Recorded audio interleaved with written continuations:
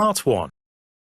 You'll hear a student talking to the accommodation coordinator at her school. First, you have some time to look at questions 1 to 4.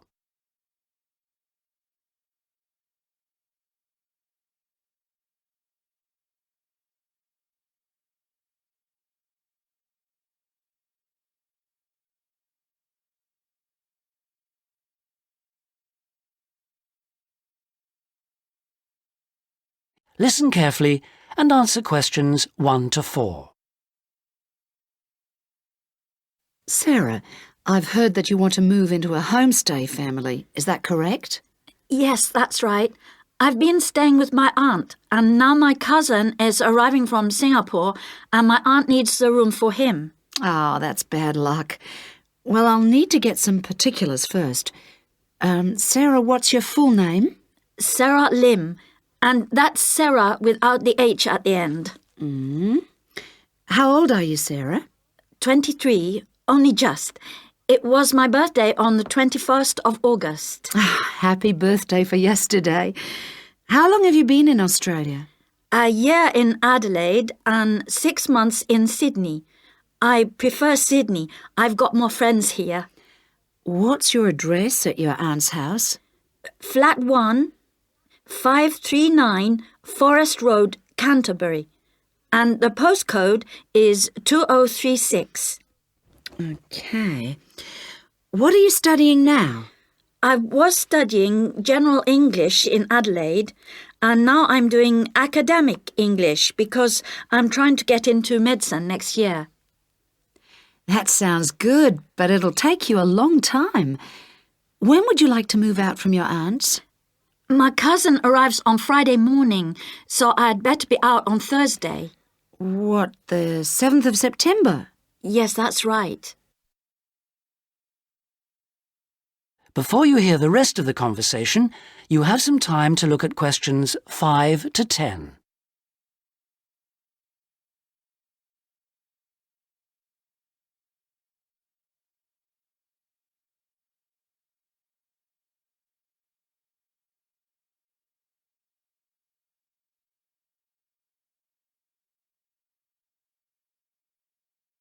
Now listen and answer questions 5 to 10.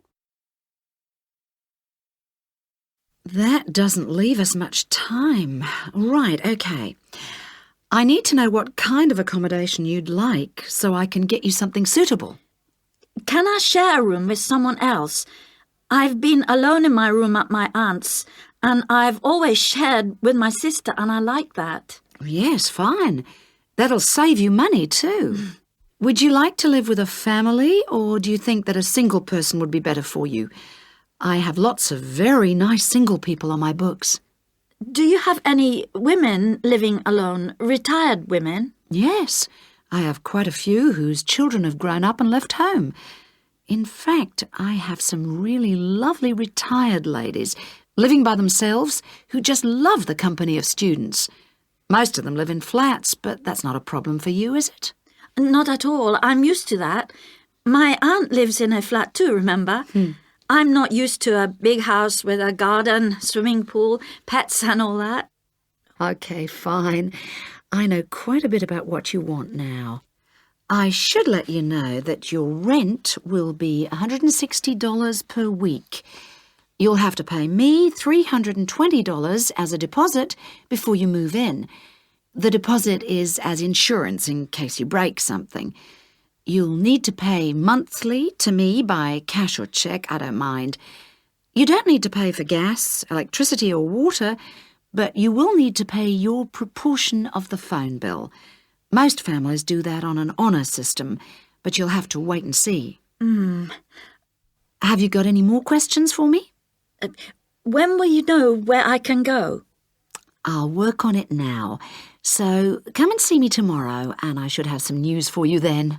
Thanks a lot. Goodbye. See you tomorrow. After lunch would be better for me. OK. See you then. Bye.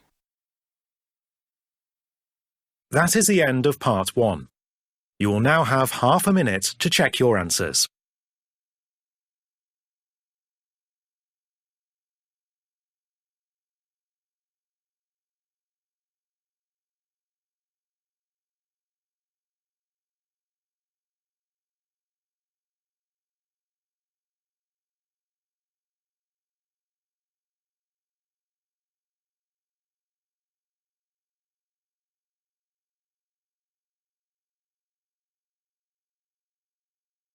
Part 2.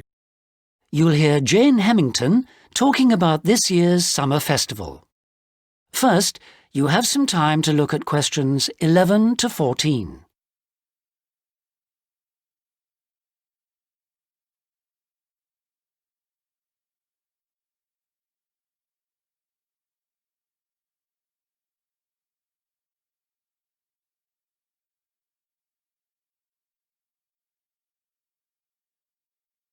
Now listen carefully and answer questions 11 to 14. Good evening. And in this week's edition of Focus on the Arts, Jane Hemington is going to fill us in on what's in store for us at this year's Summer Festival. Over to you, Jane. Thank you, Jeffrey.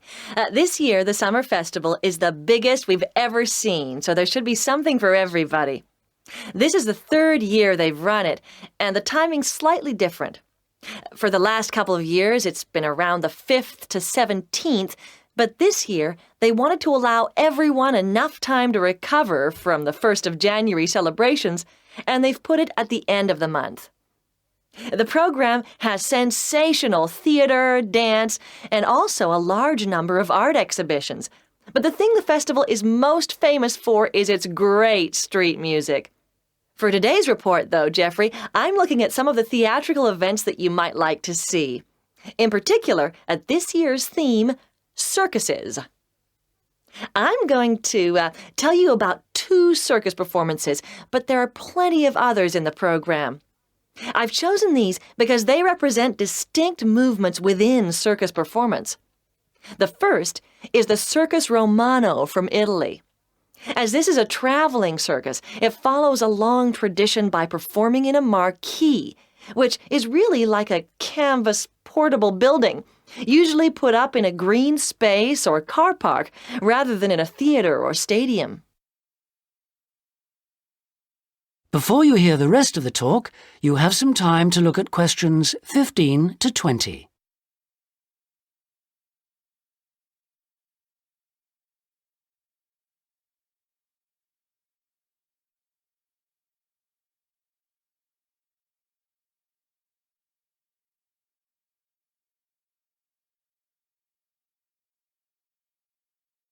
Now listen and answer questions 15 to 20. In spite of this, Circus Romano isn't at all like the traditional circuses I grew up with. There are no animals, just very talented clowning and acrobatic routines. The show has a lot of very funny moments, especially at the beginning. But the best part is the music and lighting. They're magical.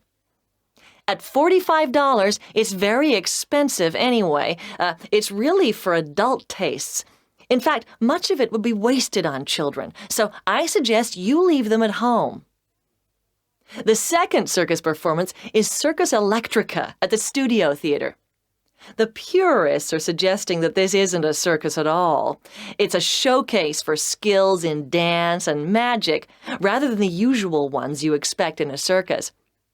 With only 6 performers, it's a small production which suits the venue well. The studio only seats about 200 people. For my money, it's the aerial displays which are outstanding, as well as the magical tricks, features which are missing from Circus Romano. An interesting feature of the show is that the performers are so young. The youngest is only 14, but it's still well worth seeing. A good one for the whole family. And finally, as it's summer, you may wish to see some of the festival performances that are being presented outdoors, like the famous Mekong water puppet troupe performing in the city gardens this week. Now, water puppetry is amazing. It's large puppets on long sticks, controlled by puppeteers standing waist-deep in the lake. The puppets do comedy routines, and there is some terrific formation dancing. This is a fantastic show, and the best moment comes at the end, seeing the puppeteers. When the troupe walks up out of the water, you get this amazing feeling. It's really hard to believe that what you've been watching is lifeless wood and cloth. As an adult, I had a great time, but I did note that other older people in the audience weren't quite as taken with it as I was. It's a must for young children, though, and that's the audience it's really aimed at. Well, that's all I've time for today, but I'll be back next week with more news of what's worth seeing and what it's best to miss. That is the end of Part 2. You now have half a minute to check your answers.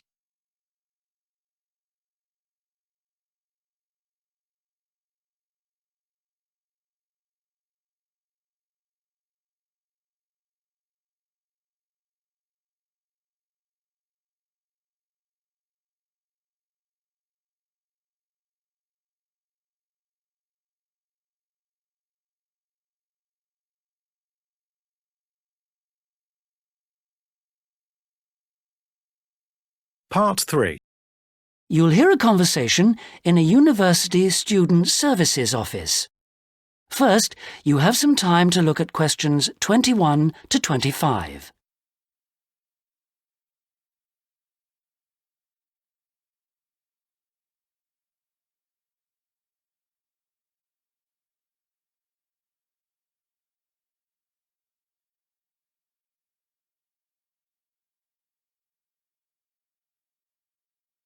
Now listen carefully and answer questions 21 to 25. Hello, I'm Dawn Matthews. Yes, hello. I've been referred to you because I'm inquiring about the refresher courses that you run. I'd like to find out a bit more about them. OK. Well, we run quite a few different short courses for students who are either returning to study or studying part-time. Tell me about your situation. Well, I think that I really need some help in preparing for the coming semester, especially to build up my confidence a bit and help me study effectively because, you see, I've been out in the workforce for nearly 12 years now, so it really is a long time since I was last a student. Yes, it can seem like a long time, can't it? Well, let me start by telling you what courses we have that might suit you. Are you an undergraduate or a postgraduate, arts or sciences? Undergraduate, and I'm in the business faculty. Right then.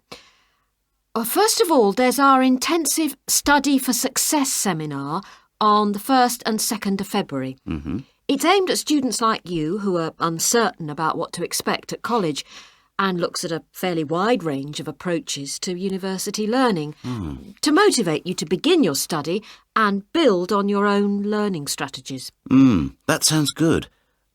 What are some of the strategies that are presented? Well, we try to cover all aspects of study. Some of the strategies in writing, for example, would be improving your planning for writing, organising your thinking, and building some techniques to help you write more clearly.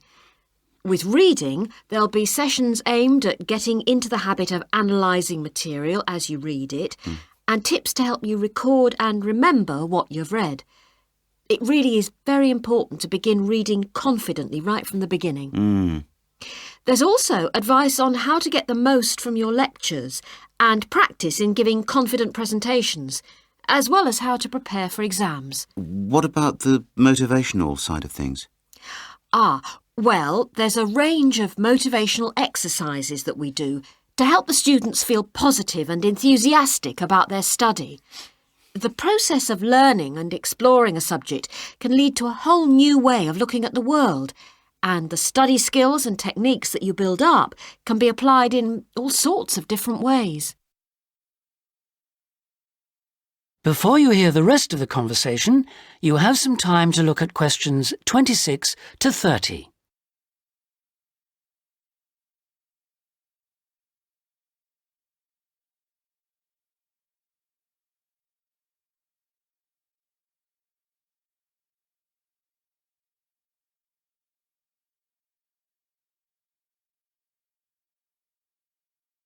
Now listen and answer questions 26 to 30. Actually, I'm very excited about the whole thing of taking up studying again, but, you know, I'm a little nervous about whether I'll manage to get everything done. I suppose it's the same for all mature students. Of course it is. Two of the key components of the course are time management and overcoming procrastination. People discover that once they learn to plan their days, all the work can be accomplished and there'll still be time for leisure. Is there an enrolment fee? Well, just a minute, let's see. The cost is £30, which includes all course materials and morning tea. You have to arrange your own lunch. Well, that wouldn't be a problem. I already make sandwiches for my 3 kids and my wife and myself every day. I won't have to change my routine. No. Now, I need to tell you that this is a very popular course and it's essential that you book well ahead of time. In fact, the course convener tells me that there are only 5 places left. What other course might be good for me? There is one other that you could benefit from. It's simply called Learning Skills for University Study and is on 3 consecutive mornings, starting on a Monday from 9 to 12 and costs £25. This is aimed at upgrading the study skills most school leavers have and help them cope with the increased demands of university study. It focuses mainly on making students more responsible for their own success. What sort of things are covered in this course? Well, basically, it's more advanced thinking, note-taking, reading and writing strategies, but also some input about stress management. I think I'd be better off starting from the basics and looking at all the strategies, don't you? Yes, from what you've told me, I think that's more in line with your situation. All right then. Can I book a place on the Study for Success seminar course now? Yes. Let me just get out a registration form and take down your details. That is the end of part 3. You now have half a minute to check your answers.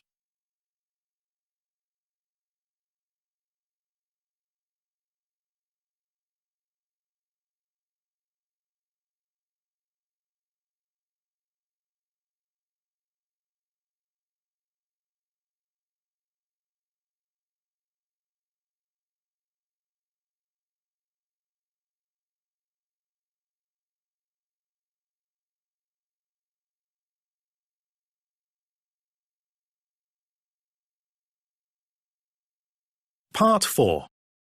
You'll hear a student union representative presenting the views of college students about the design of a new building. First, you have some time to look at questions 31 to 40.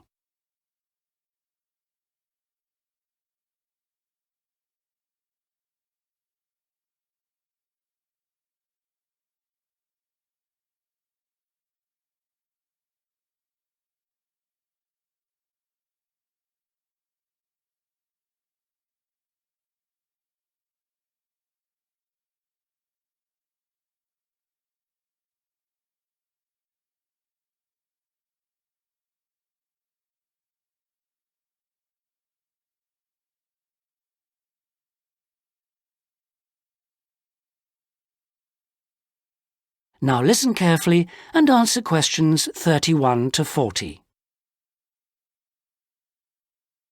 We're very grateful that the committee has agreed that a representative for the Students' Union can present students' suggestions about the design for the proposed new union building. We appreciate that some of our ideas may not be feasible in the circumstances, but we do feel that it is important that the ultimate beneficiaries of the facilities should have some say in its design. If I could start by briefly explaining what steps were taken to find out student opinion and how we have arrived at conclusions. Firstly, a meeting was held in the current union for our SU committee to explain the options.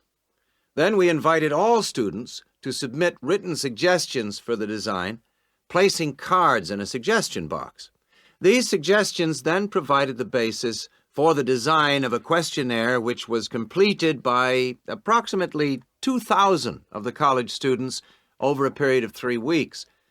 Finally, the SU committee collated the results and drew up a report. If I can just hand around a copy of that report. This presentation is essentially a summary and discussion of the key points of this report. So, in broad terms, the consensus was as follows. Firstly, regarding the crucial matter of the site, we presented the three options that you have proposed. 1, in the city centre near the Faculty of Education. 2, on the outskirts of the city near the park. And 3, out of town near the halls of residence. We asked students to cite reasons for and against these sites, and there was remarkable agreement on all three. Site 1 was unpopular because of traffic and parking problems. Site 2 had a number of supporters, mainly because it was close to most lecture rooms.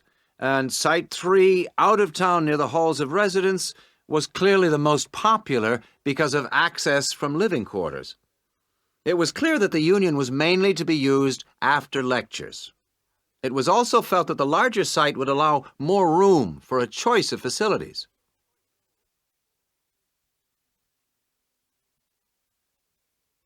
Our second area of interest was obviously the facilities.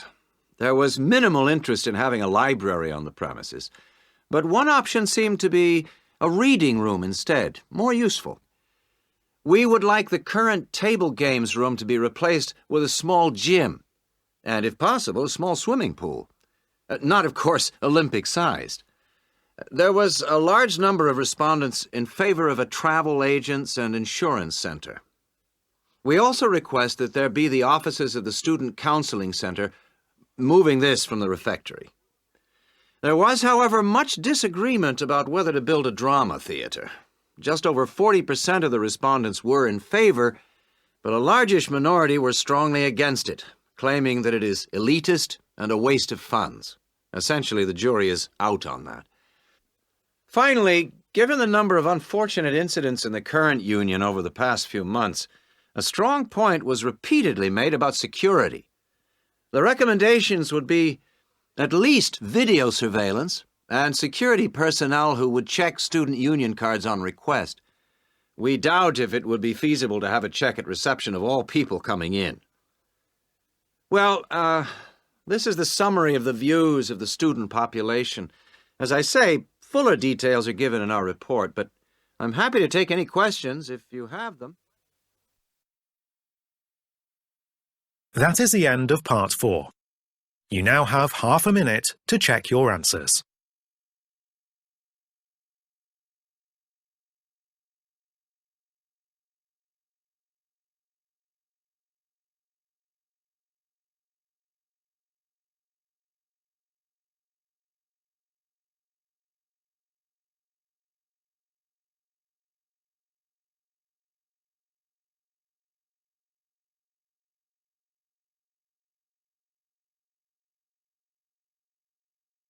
That is the end of the listening test. In the IELTS test, you would now have 10 minutes to transfer your answers to the listening answer sheet.